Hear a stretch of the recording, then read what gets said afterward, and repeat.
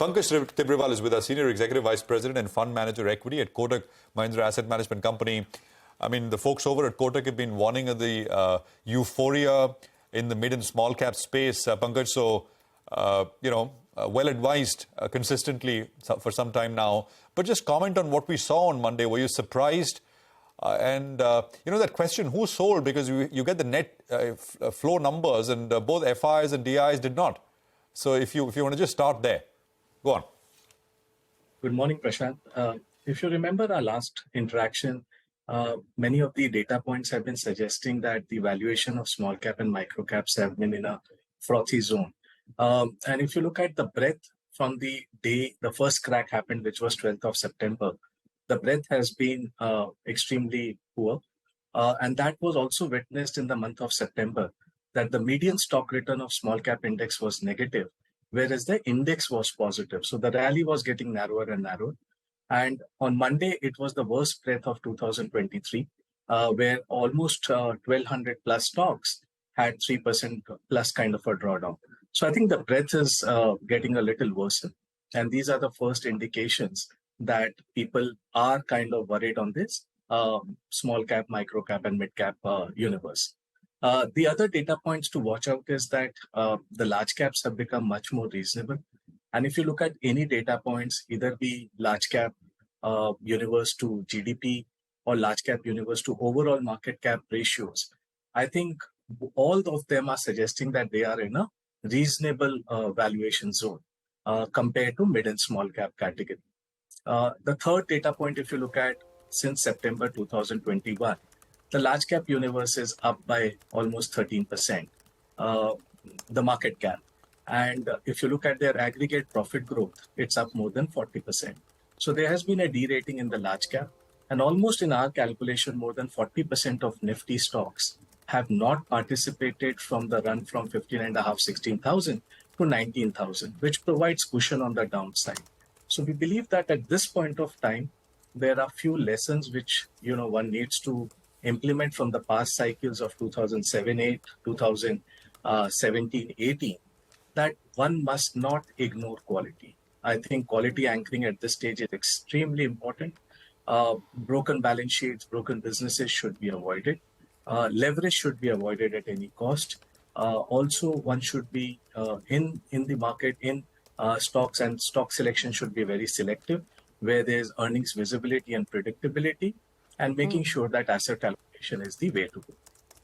Okay, by the way, the metal stocks are the flavor of the moment. So Hindalco, Tata Steel, JSW Steel are all your big gainers this morning, and up anywhere between 1.5% to 3% So keep that on your radar. And on the downside, you have a couple of the pharma names, Divi's Lab, Cipla, Apollo Hospitals that are all in the red. Pankaj, good morning and thanks for being with us. How are you feeling about the global situation now in the context of how one should approach this market for the rest of the year? Do you think time has come to take some money off the table, perhaps move to cash because of the risk aversion globally towards equities? Yes, Sonia, I think what we are seeing is that there are geopolitical risks which are, kind of increasing. Last year, it started with Ukraine, Russia. Now the Middle East, the Israel-Palestine or the Gaza part is creating some kind of a nervousness. On the other side, you are looking at the 5% bond yield. And if you look at since September of 21, the correlation between bond yields to Nifty earnings yield has been a staggering 85%. It has not been so highly correlated. So from a valuation perspective, also globally and locally, we need to be careful that the cost of capital has gone up materially in the last 2 years, and that may provide a headwind to the risk asset classes like equities, for example. So one needs to be extremely selective, and also one needs to keep a very close watch on the global developments which are happening in front of us, right from the China slowdown to the Middle East crisis to the bond yields in US. All are the headwinds one we need to carefully watch out. And in domestic arena, you have elections, the state elections, 5 state elections in the month of November, December, followed by the general election. So our sense is that volatility will pick up and one needs to carefully navigate in the short term. Hi, Pankaj. Good morning. You have been warning us with regard to the broader markets getting overheated, and, it's playing out in that way, so to call it, you'll realize those that were flying without floats in the deep, at these crucial junctures. And you put it very, very well in that tweet that you put out, that PE is not just price to earnings, but promoter ethics as well. Capital allocation is very, very important. So, those are important points that are made with regard to the broader market stocks. But tell us about earnings as well, because that's going to be the most important, right? Fundamentally, if earnings continue to compound, then no worries in the Indian markets. And that's what most are counting on.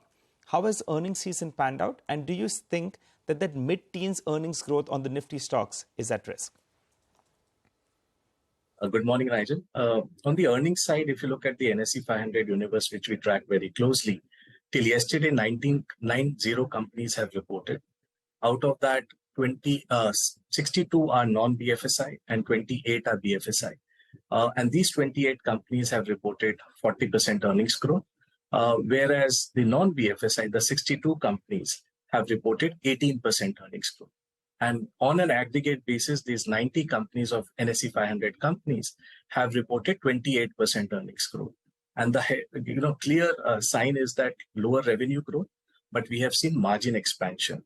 Out of the 62 non-BFSI companies reported till now, 36 of them have seen margin expansion. So probably in our view, this may be the last quarter where you see massive margin expansion due to lower raw material cost. Now, as crude has inched up over the last couple of months, probably that will be on the margins in the third quarter.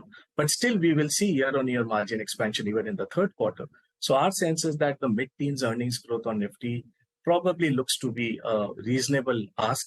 I don't think a bigger risk on that side, but don't ignore the fact that over the last 2-3 months, except BFSI and autos, most of the other sectors have seen earnings downgrade. And in this quarter also, IT especially has seen earnings downgrade. FMCG, whatever little number of companies have reported, they have seen some kind of earnings disappointment. So we need to watch out the earnings trajectory very closely. Early days in the second quarter, but 90 companies have given some kind of a direction that 28% earnings growth with lower kind of a revenue growth. Okay, watch out the markets. Watch out for the markets. Yeah. Pankaj, we're just coming back to you. We've moved into the red actually, and stocks like Divi's, Apollo Hospitals, HDFC Life.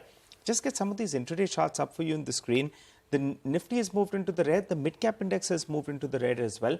And the advanced decline ratio that was looking very, very good just a few minutes ago, that's narrowed down as well. Sonia, I just got my attention. Yes. In fact, if you look at the broader markets, there are a lot of stocks that are now seeing about 4-5% losses, right? So you look at something like an MMTC, something like, a whole host of these stocks actually in the broader markets, all the vulnerable names are under pressure. And the market overall has also come off from the day's highs quite a bit. The Nifty now well below that 19,300 mark. Sonia, typically what happens is that after very sharp falls, usually you see the next day there is there could be margin calls. Yeah. All of that happens till about 11 o'clock. And then after that, you get a better, clearer kind of a picture. All of that, correction and the allied damage, etc., is cleaned off, and then you kind of take a fresher kind of a view. So, in a way, to be expected. In any case, the bounce has we've been outlining. Called it a tactical bounce. Would it be a few hours, not even a few hours old? We'll see. My sense is perhaps, once this clears out, there is a bounce. And the 35-40 points that we saw is not it. So let's see. 19,273 is where the Nifty is at right now. Pankaj, sorry, just to come back to you. Did you say that when you were describing earnings and what we've seen so far for BFSI and non-BFSI, for the non-BFSI, the trajectory is looking worrying? Is that your conclusion? No, Prashant. I think if you look at the last quarter, even in the first quarter, after FY23, we saw the first quarter in FY24 where broader markets earning was quite good, which is especially the non-BFSI segment. But only point to just keep in mind is that if you segregate the NSE 500 companies into two buckets, the BFSI, which are about 77 stocks, and 423 stocks, which are non-BFSI. Non-BFSI valuations are at about 80% premium to the BFSI bucket. So BFSI actually has got derated over the last couple of years, despite of very strong earnings growth.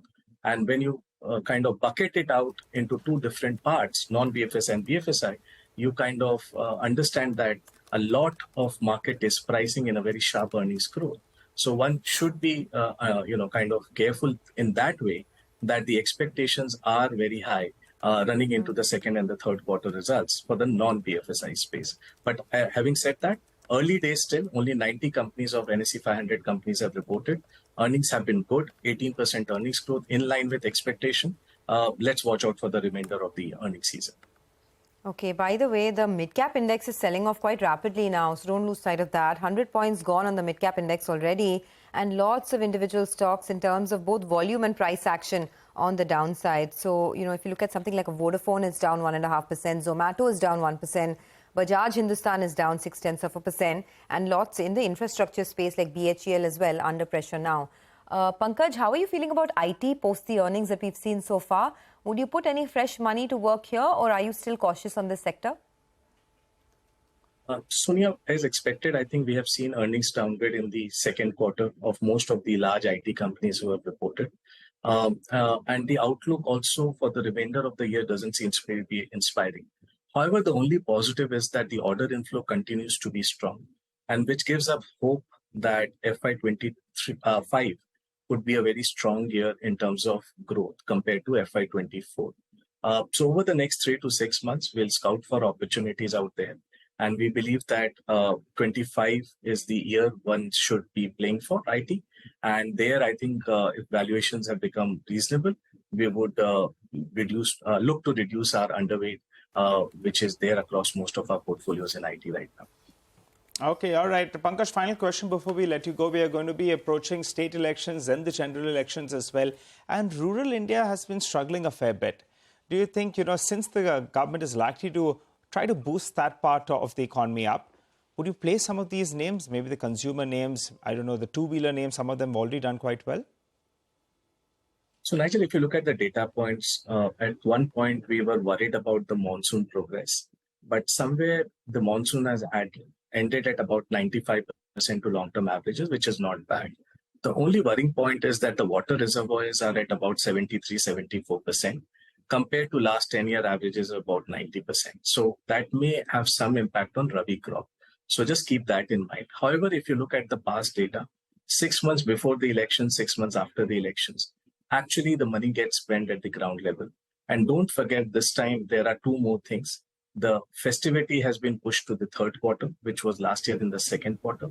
And third is that the marriage season is very heavy, about almost 35 days of marriage season this time around, which is one of the, itself in an industry in itself. So I think if you look from a next 12 months perspective, many consumer discretionary names in this correction probably will be looking attractive, which have strong franchises and strong balance sheet and cash flows. Okay, well, it was great speaking with you, Pankaj. Have a good week, and thanks for joining in and speaking to CNBC TV18.